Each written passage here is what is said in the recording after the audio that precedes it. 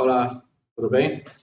Vamos para a nossa aula 10.1 e nós vamos começar a entrar nos conceitos com relação a problemas que a máquina apresenta, né? Na passada nós estamos falando sobre a necessidade de você se prevenir, pensar no melhor para se prevenir melhor, lembra da frase?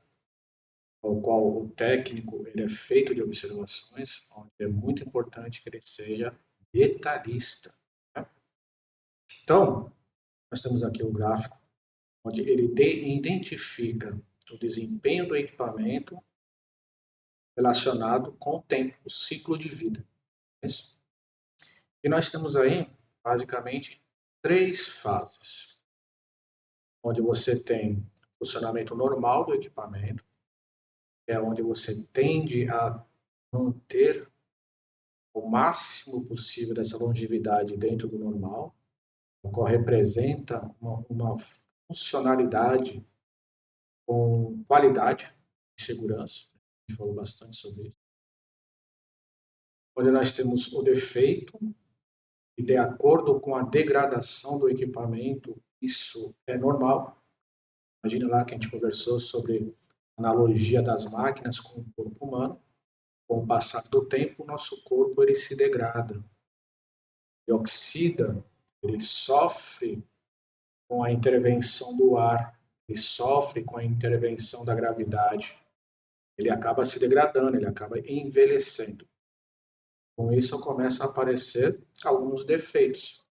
Quais seriam os defeitos? Se a gente colocar no nosso equipamento, na máquina mais complexa do mundo, que é o corpo humano, nós começamos a perceber que a visão já não é tão boa, nós começamos a perceber dificuldades em se locomover, dificuldade em respirar, dificuldades em mastigar, dificuldades em dissolver o alimento que foi ingerido. Com as máquinas isso também ocorre. E quando esse defeito ele progride, nós entramos na condição da falha. A falha seria quando a máquina para. No caso da nossa máquina, uma falha seria, por exemplo, aí uma parada respiratória, normalmente vem em seguida de uma parada cardíaca ou algo do tipo. Normalmente, nós conseguimos colocar esse equipamento em condição de trabalho novamente após algumas intervenções, diferente da complexibilidade que nós temos no corpo, a dificuldade em repor peças, né? Tem uma facilidade enorme, por exemplo, em substituir o rolamento de uma turbina. Eu acabo tendo um problema enorme quando eu falo de substituição, por exemplo, de um pulmão. Então é importante que eu conheça essas três fases do equipamento. Você tem um bom desempenho no período normal da vida, do ciclo de vida. Com a degradação, você vai ter o defeito, função do percorrer da vida daquele equipamento, trabalho ao qual ele está sendo submetido, e depois a condição de falha. Pensando nisso, nós temos que evitar essa condição de falha para que você não tenha problemas futuros, né? Coloquei essa animação para ficar fácil o entendimento e coloquei essa foto para vocês verem quando ocorre aí uma falha, uma turbina. Porque normalmente em máquinas de alta performance, se ela falha trabalhando, ela normalmente gera uma situação catastrófica. E isso pode gerar problemas enormes, não só para a sua produção, não só os bens materiais, mas também com relação à vida das pessoas, à integridade física das pessoas, à integridade do meio ambiente. Por isso que eu coloquei essa animação, porque se eu tiver, vocês perceberem, surgiu um momento, por causa da máquina do tempo, apareceu um homem primitivo, né, um homem das cavernas.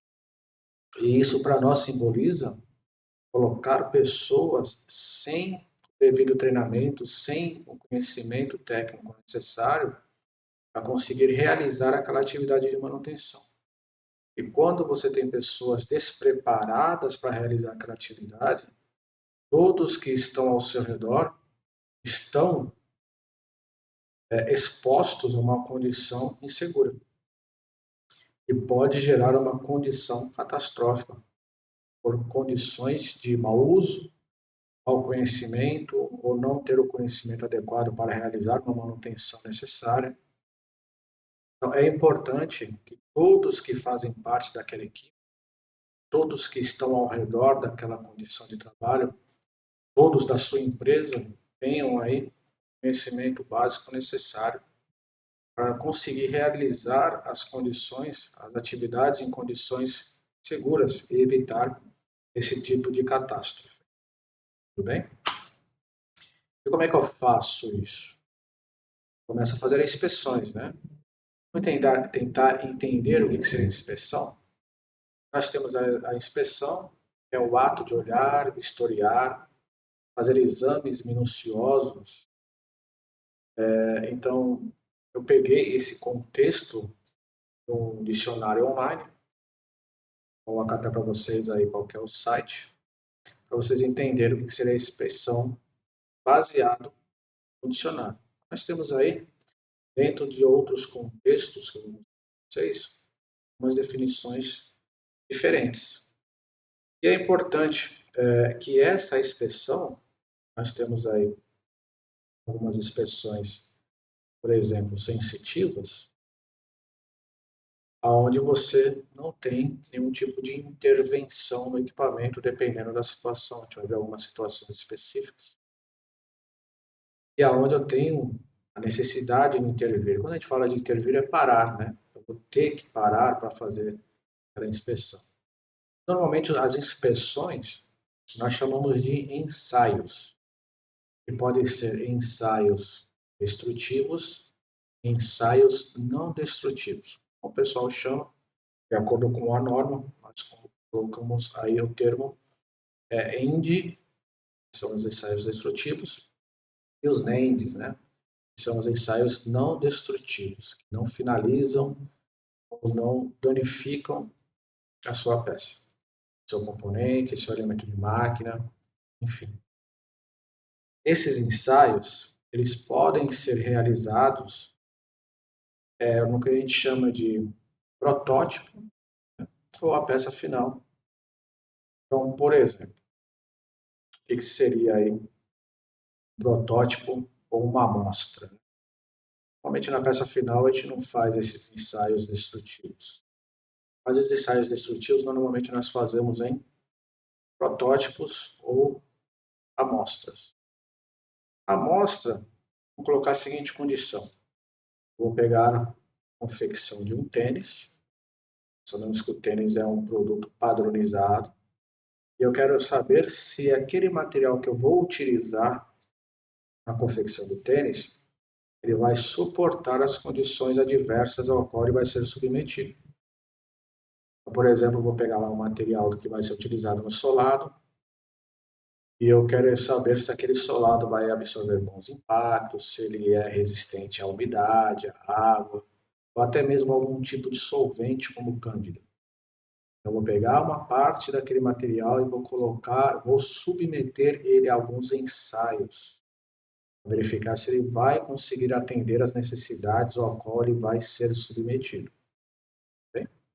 Então, isso é quando eu faço um ensaio com amostra. Eu pego um pedaço, fatia, montante, uma porção do material que vai ser utilizado e submeto ele a testes. E quando eu faço ensaios no protótipo, o que eu vou colocar? Vou fazer um tênis. Né? Normalmente um protótipo ele não tem todos os componentes finais, que é para você ganhar tempo baseado no que você vai fazer teste. Precisa ser, por exemplo, se eu fosse fazer um teste em um carro para ver a sua performance na pista, né, com relação à pista molhada, pista seca. provavelmente não haveria necessidade de eu colocar todos os componentes de sinalização, todos os estofados, para que eu possa fazer o teste de máquina. No tênis é parecido. Vamos supor que agora eu fiz o tênis e eu quero saber qual que é a sua durabilidade. Eu vou pegar, vou fazer lá um protótipo e vou submeter ele a testes de flexão, testes de impacto, testes de compressão, para garantir que ele vai durar, será um exemplo, 25 mil passos. Não sei dizer qual que é o padrão que as fábricas utilizam, mas é interessante que a gente tenha esse conhecimento. Né? E quando a gente fala aí de ensaios ou inspeção, nós temos aí como principal a inspeção mecânica, qual é a base de estudo do nosso curso. Lembra que a gente colocou lá no dicionário, que é a inspeção, agora a inspeção mecânica, é verificar, checar e principalmente observar seus produtos, peças e ou equipamentos se encontram em suas condições ideais, conforme recomendações do fabricante ou mesmo pré-estabelecidas pela própria empresa. Faz parte do processo de inspeção o registro de anomalias identificadas, consequentemente de ações para providenciar a eliminação das mesmas, sempre na busca por medidas que evitem a reincidência. Então, durante a inspeção, eu vou começar a criar o histórico e verificar se o equipamento está trabalhando dentro das condições normais ou se alguma grandeza começa a evoluir. Por exemplo, identifiquei que a minha máquina trabalha em condições normais a 36 graus Celsius. Percebi que ele começa a progredir, né?